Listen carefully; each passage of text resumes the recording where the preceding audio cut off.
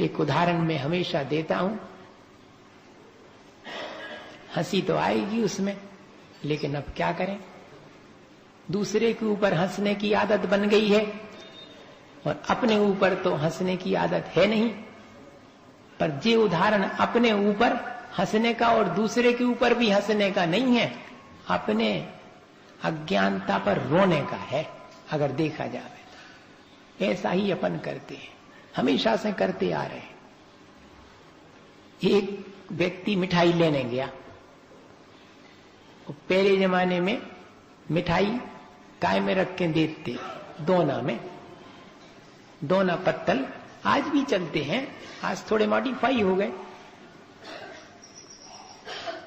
तो उस दुकानदार ने जैसे ही मिठाई तोली और बाजू में पड़े हुए एक दोने को उठाया, उसमें रखने के लिए उसको पहुंचा, तो दोना बड़ा खुश हुआ, कह रही वाह, हम इतने दिन से इतने पड़े थे, आज तो हमें मजा आ गया, पहुंचा जा रहा, साफ सुथरा किया जा रहा, और उसमें मिठाई धर दी।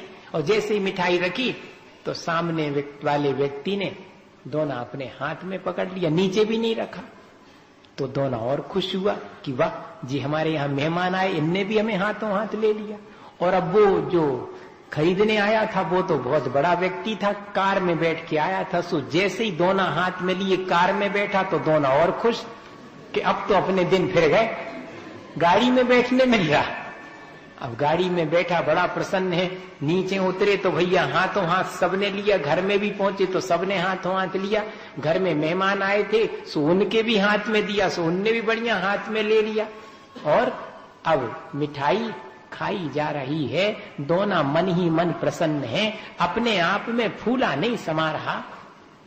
अब थोड़ी ही देर में मिठाई खा करके जब पूरा काम हुआ, सो दोनों को हाथ से मीड़ करके जब नीचे डाला गया, तब आया समझ में कि हमारी कीमत नहीं हती, हमारे भीतर जो था उसकी कीमत थी। आया समझ में?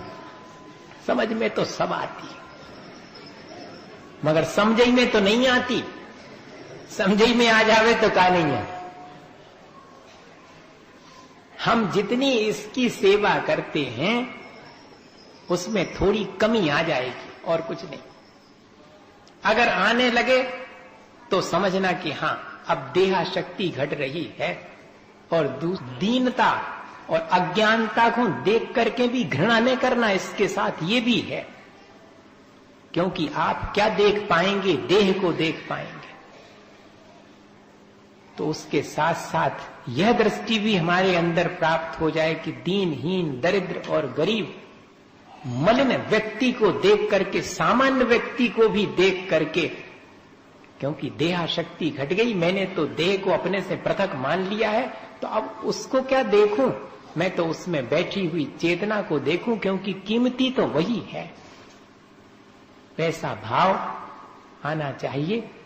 पहले हमें ध्यान है कि जब ब्याह के लिए देखने जाते थे बेटी को, तो क्या देखते थे, कहां तक पढ़ी लिखी है, जा भी नहीं, कितने पैसा मिले हैं, जा भी नहीं, भैया मंदर जात के नहीं, तत्वार सूत्र पढ़े के नहीं, भक्तांबर आउत है के नहीं, और घर को काम कर लेत के नहीं। ये क्या है? ये गुणवत्ता है। अब क्या देखते, हमें नहीं करना मैरिज, हाइट कम है।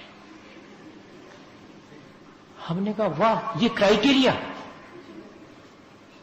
क्राइटेरिया देखिएगा, हमें नहीं करना क्योंकि डील डॉल अच्छा नहीं, पैटी है। अच्छी बात, मतलब कुल मिलाकर के कहां है दृष्टि? हमारी देह और देह की सुख सुविधाएं जुटाने वाले धन संपत्ति में इतना ही रह गया शेष। इससे क्या मालूम पड़ता है कितने सम्यक दृष्टि है? मैं तो ये कहता हूं, इससे ये मालूम पड़ता है। सम्यक दर्शन की चर्चा कर रहे हैं अपन, धर्म की चर्चा कर रहे हैं, तो अब देखें अपने भीतर जाके हैं कि कितने सम्यक दृष्टि हो, कितने धर्मात्मा है, क्या देख रहे, गुणवत्ता देख रहे कि बाहरी देह देख रहे? देह में आसक्ति और देह से घृणा, दोनों ही चीजें विचार करने की हैं। अभी तो ये बहुत सांसारिक चीज है। जब इससे ऊपर उठेंगे तब जाकर के रत्नत्रय को धारण करने वाले, सच्चाई के मार्ग पर चलने वाले मुनि जनों की देह देख करके भी अपने मन में कोई मलिनता नहीं आएगी, ग्लानि नहीं होगी, बल्कि उनकी सेवा का भाव उत्पन्न होगा। क्यों? क्योंकि इनकी सेवा करके मैं अपने भीतर रत्नत्रय को बढ़ाऊंगा, ऐसा भाव उत्पन्न होगा। हम अगर बाह्य में दूसरे की देह न देख करके उसके गुण देखते हैं तो मानिएगा अपने गुणों को बढ़ा रहे हैं हम।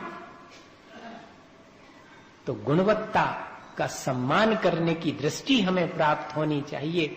जिसकी दृष्टि निर्मल होती है वो ही गुणवत्ता का सम्मान करता है। फिर वो बाहरी रूप, रंग और जो धन संपदा है उस तरफ नहीं देखता, क्योंकि ये तो पुण्य और पाप के फलस्वरूप आने जाने वाली चीजें हैं। वो जो गुणवत्ता है वो तो चेतना का अपना स्वभाव है, वो तो अपनी स्वाभाविक स्थिति है, वो कभी नष्ट नहीं होती। उत्पन्न होने के बाद ऐसा हमारे भीतर भाव आना चाहिए